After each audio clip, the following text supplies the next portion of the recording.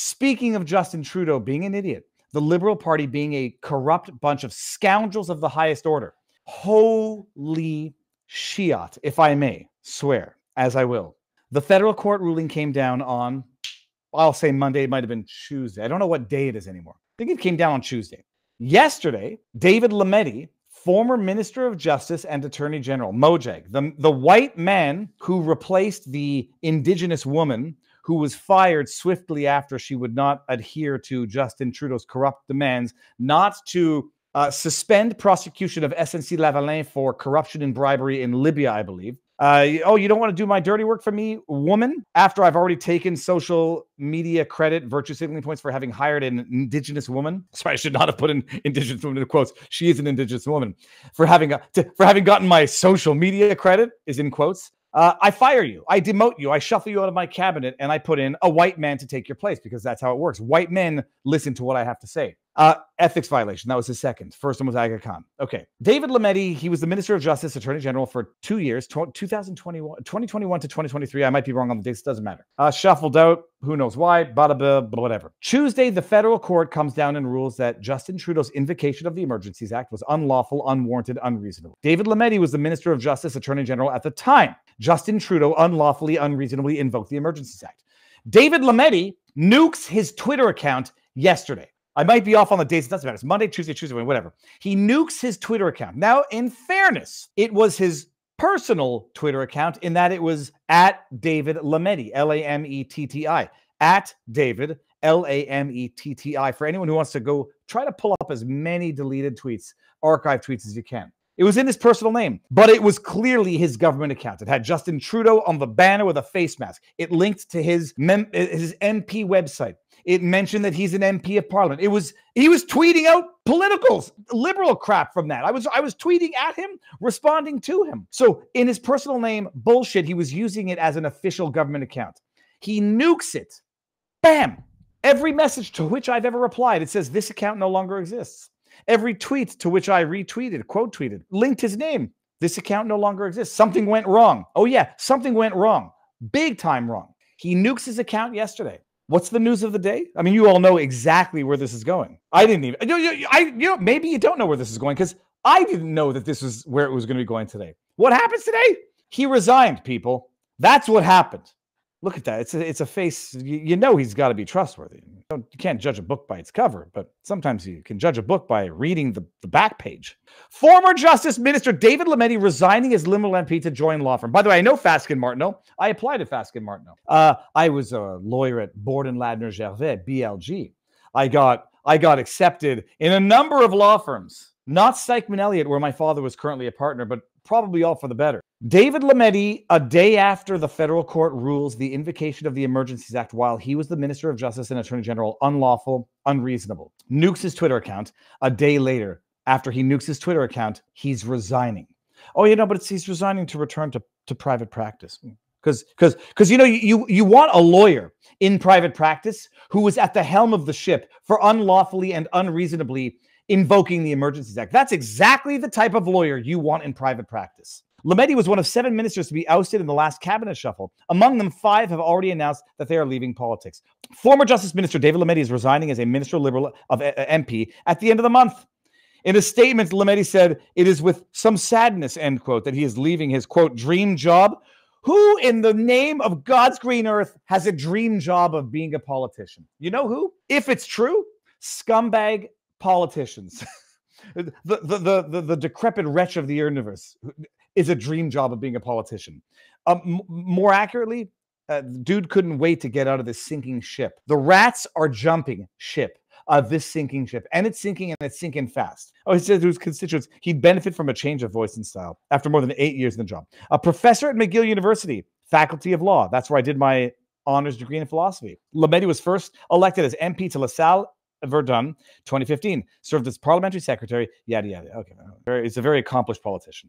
He became Minister of Justice and Attorney General of Canada in 2019, taking over from Jody Wilson-Raybould, who went on to resign from the Liberal caucus in the way. Oh, it's amazing. It's amazing. She went on to resign after being demoted, fired Are they going to, whatever. And they don't mention the ethics violation here, I don't think. We'll see. As minister, Lametti oversaw revised legislation of medical assistance in dying. Nice. So he's responsible for killing Canada, literally, so that it no longer required a person's natural death to be reasonably foreseeable in response to the Superior Court's ruling. Amazing. So he expanded killing Canadians. Fantastic. Add that to your resume. He eventually delayed the expansion of MAID to people suffering. Solely from mental disorders 1 year beyond the March 2023 amid growing concerns. Oh, that's great. Kill Canadians and kill the mentally ill. Fantastic. You know who else did that? Hitler. The federal government is currently weighing options to delay that further once more. Yeah, you damn well better, because I will be loud and proud and vocal about it. You no longer have to be terminally ill to be killed. Oh, that's called murder. You want to expand it to the mentally ill. How can they consent to it if they're mentally ill? I don't know. You want to expand it to people who can't consent, to minors. Amazing. It's amazing. This is Action 45, what the Nazi regime implemented. And by the way, it's not me saying it. That's Forbes. So don't call me an extremist. Go call Forbes extremists. Okay, fine. Lametti was also the spotlight several times during his tenure when asked to comment on Quebec's controversial laws on language and religious signs, and said that the federal government would not rule out taking part in legal challenges against either of them. Do you know what's amazing? Back in the day, when people were saying, well, that's not a federal issue because it's the provinces that are ordering lockdowns, vaccine passports, mandates, all this other shit. And I was like, yeah. And you know what's amazing? The federal government can get involved if ever a province is violating the charter rights of its citizens.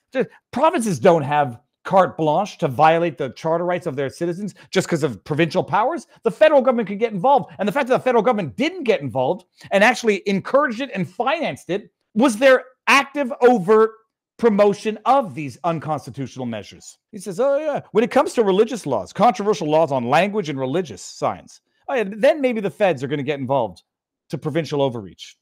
When it comes to locking them in their houses, making 13-year-old kids show vaccine passports to play soccer, well, then the feds, that's a provincial issue. He argued the notwithstanding clause was never intended to be used as a preemptive manner to shield legislations like Bill 21, Bill 96. Bill 96 is the language laws in Quebec, yada, yada, yada. Okay.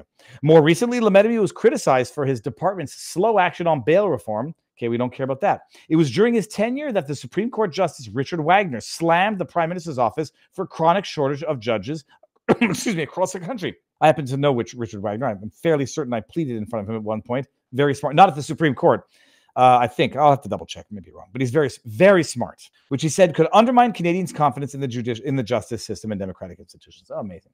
In a recent interview with La Presse, Lametti set the record straight by saying that his office was not responsible for the slow judicial appointments and that he could not control what was going on in the PMO. You know what that sounds like?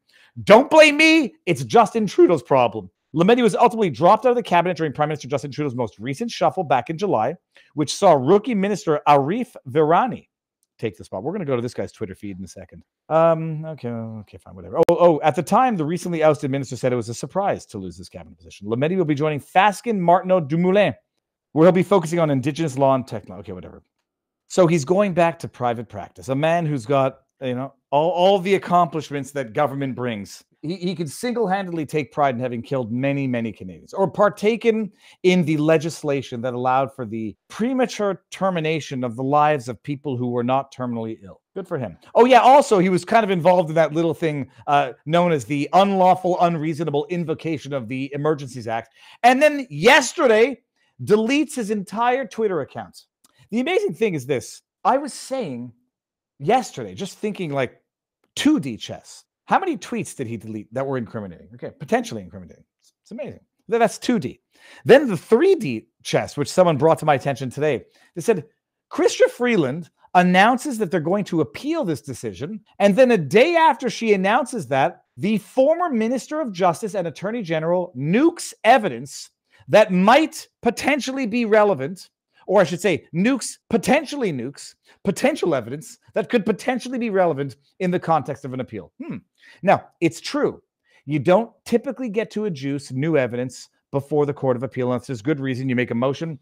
Typically, the Court of Appeal reviews the file as was presented to the Superior Court, the lower court, in this case, the federal court, based on the evidence that was produced and adduced. You don't get to adduce new evidence in appeal unless there's exceptional circumstances. Who the hell would delete potential evidence nonetheless once the Chrystia Freeland and Justin Trudeau have announced that they're going to appeal the decision? That is sus as AF.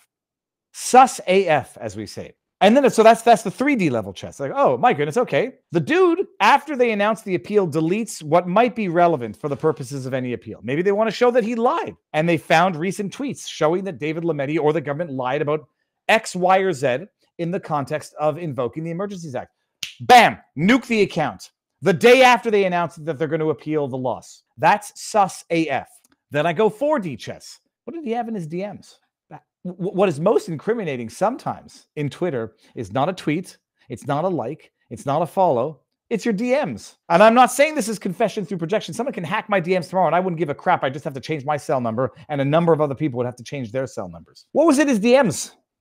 Could it be that there might have been stuff that, if discovered, but was not, but for the grace of God, for the government discovered at the federal court initial trial? It could have been very damning, even more damning for the federal government. The dude potentially deleted evidence the day after the ruling, the day after the government announces their appeal of the decision, and the day before he resigns. Nothing. It's okay. It's cool. Just politics in Canada, people.